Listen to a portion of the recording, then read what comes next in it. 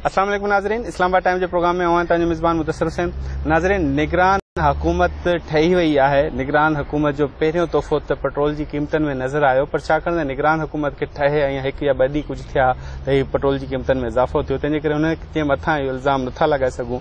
ॿी निगरान हुकूमत जी जहिड़ी ज़िम्मेदारियूं आहिनि उन्हनि ते अगरि ॾिसिजे त उन्हनि जी ज़िम्मेदारियुनि में इहो शामिल नथो थिए त हू छा थो करे सघे, पर बराह रास्त हू रिलीफ नथी ॾेई सघे, पर मामलात खे बहितर तरीक़े सां हल बि करे सघे थी। सियासी मामलनि ते बि कुझु ॻाल्हि ॿोल कंदासीं। अॼु जे प्रोग्राम में अॼु जेकी महिमान शख़्सियत असां सां गॾु मौजूदु आहिनि, पीपल्स पार्टी जा सीनियर अॻुवान बेरामन तंगी साहब सेनेटर भी आहिनि, उन्हनि खे अॼु असां प्रोग्राम में मदऊ कयो आहे, उन्हनि सां ॻाल्हि ॿोल कंदासीं मौजूदा सियासी सूरत-ए-हाल ते। बहुत बहुत शुक्रिया सर, आपने अपना कीमती वक्त दिया।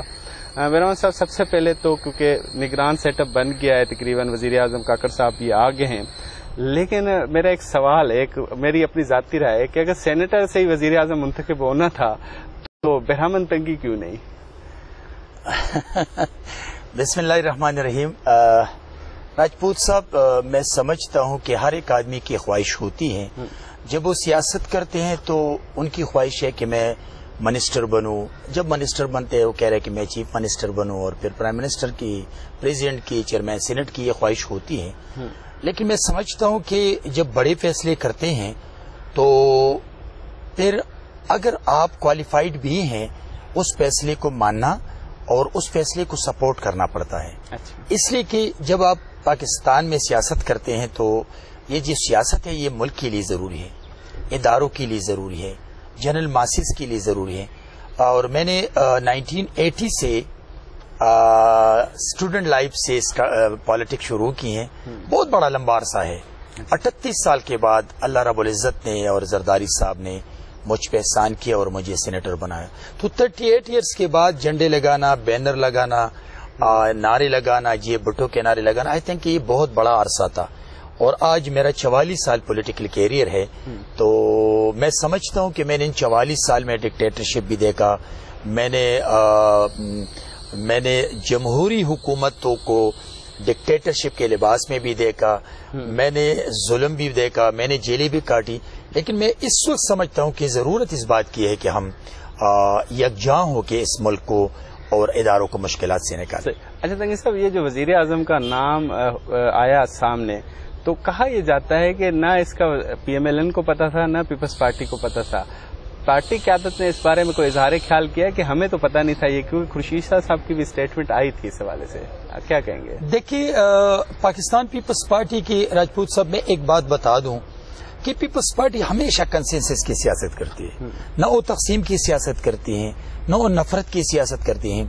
और मैंने आपको कहा ना कि आज 44 साल मेरा पीपल्स पार्टी के साथ रिश्ता है, तो इन 44 साल में कभी कभी हम अपनी लीडरशिप से नाराज भी होते हैं। अच्छा, कि आप हर चीज में कंसेंसस की बात करते हैं, जब हम अपोजिशन में चले जाते हैं हमारे ऊपर जुल्म होता है, हम जब मार्शल लाते तो हमारे ऊपर जुल्म होता है, हमारे लीडर्स को शहीद करते हैं। लेकिन फिर जब हुकूमत में हम आते हैं तो आप कहते हैं कि नहीं, मैंने माफ किया, मैंने माफ किया।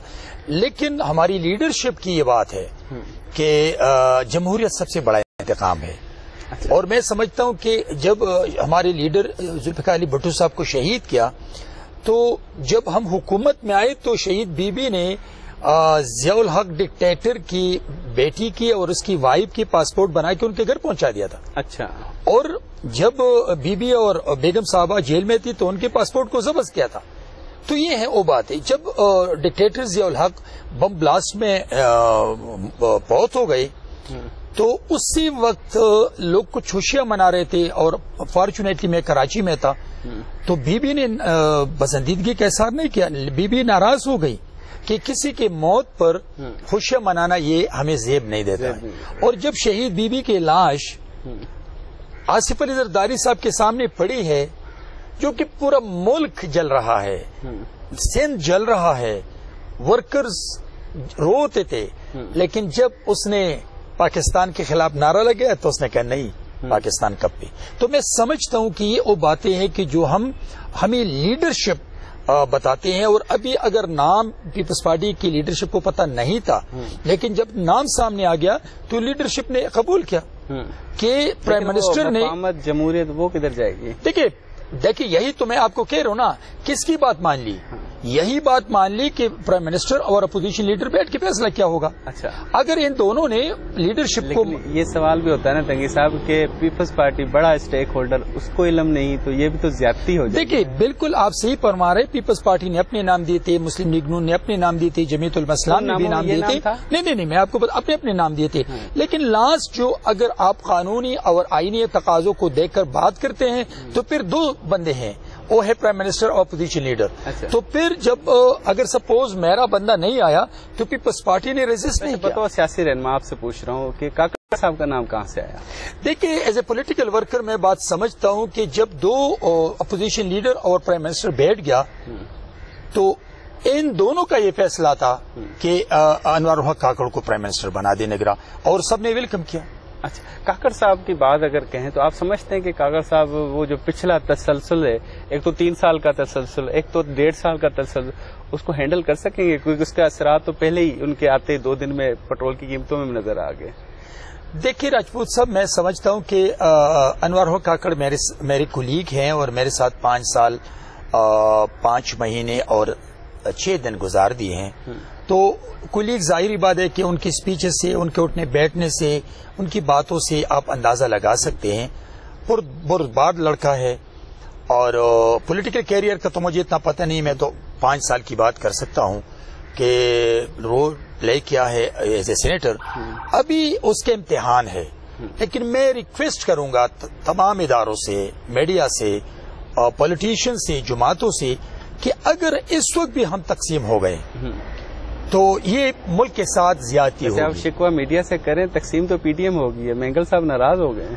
میں سمجھتا ہوں کہ مینگل صاحب ناراض ہو چکے ہیں, ان کی کنسٹیچوئنسی ایک ہے, تو ان کی ناراضگی جو ہے میں سمجھتا ہوں, میں نے اس دن بھی ایک ٹاک شو میں کہا تھا اور آپ کے ٹاک شو میں بھی میں کہہ رہا ہوں کہ پرائم منسٹر کو چاہیے دل بڑا کرے, مینگل صاحب کے گھر پہ جائیں, ان کے ساتھ بیٹھے, ان کی ریزرویشن کو دور کر لے, اس لیے کہ اس وقت ضد اور نا کا وقت نہیں ہے. اس وقت کنسنسس کی بات ہے کہ ہم سب مل کے پاکستان کو جو مشکلات درپیش ہے ان مشکلات سے پاکستان کو آپ سمجھتے ہیں کہ کاکڑ صاحب پہ یہ لیبل ضرور لگے گا کہ یہ تو پی ڈی ایم کے وزیر اعظم ہیں, پی ٹی آئی تو اختلاف کرے گی کہ یہ ہمارے اتفاق سے وزیر اعظم نہیں, کیونکہ ریاض صاحب تو انہوں نے پہلے اظہار کر لیا کہ میں ٹکٹ نون سے لوں گا, تو پھر یہ پی ڈی ایم کے وزیر اعظم ہے. دیکھیے نگراں وزیر اعظم جو ہوتا ہے وہ کسی کا نہیں ہوتا ہے. اچھا. اور اسی وجہ سے اس نے باپ پارٹی کے سینیٹرشپ سے اور رکنیت سے استعفیٰ دے دیا. تو میں سمجھتا ہوں کہ اگر وہ کہتے کہ یہ پی ڈی ایم کا پرائم منسٹر ہے یا راجہ ریاض تو نون گروپ کے پاس, نون کے پاس جا رہے تو یہ نون کا پرائم منسٹر ہے, تو I think this is not good. وہ ہے نیوٹرل ہوگا, اور وہ اپنے کردار سے بھی ثابت کرے کہ وہ نیوٹرل رہیں, تب یہ اس ملک کے لیے بہتر ہوگا. لیکن راجپوت سر ایک دفعہ پھر میں کہہ رہا ہوں کہ اگر وہ نیوٹرل رہیں تو بھی تمام لوگوں کو, اداروں کو ان کو سپورٹ کرنا چاہیے, اور اگر وہ نیوٹرل نہ رہے تو بھی ہمیں سپورٹ کرنا چاہیے. لیکن نگراں سے وزیر اعظم جو ہے ان کو نیوٹرل رہنا چاہیے, اداروں کے لیے کام کرنا چاہیے. آنے والے الیکشن جو ہے وہ الیکشن کمیشن کا جو کام ہے وہ پورا کریں گے, لیکن الیکشن کمیشن کو سپورٹ کرنا یہ پرائم منسٹر کا کام ہے. تنگی صاحب بریک لیتے ہیں, بریک کے بعد کنٹینیو کرنا, بریک تھا بریک تھا برامن تنگی صاحب گال بول سلسلے کی جائے رکھنا.